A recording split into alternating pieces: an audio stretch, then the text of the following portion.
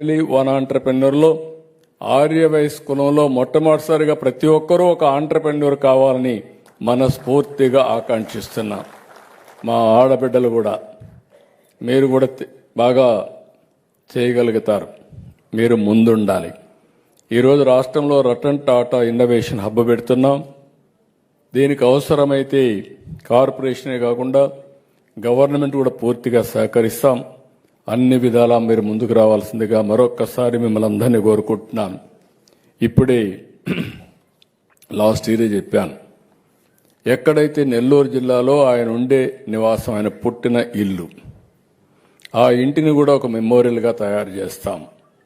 అక్కడ ఒక విగ్రహం కూడా పెడతాం. ఆయన ప్రారంభించిన ఒక హాస్పిటల్ని పూర్తిగా అభివృద్ధి చేసి ఆ ప్రాంత ప్రజలకు వైద్య సేవలు అందించే విధంగా ఆ కార్యక్రమాన్ని కూడా చేపడతామని చెప్పి కూడా కుటుంబ సభ్యులకి మీకు అందరికీ విజ్ఞప్తి చేస్తున్నా. ఇది కాకుండా ఈరోజు ఇవన్నీ చూసిన తర్వాత కొంతమంది ఇంకా కూడా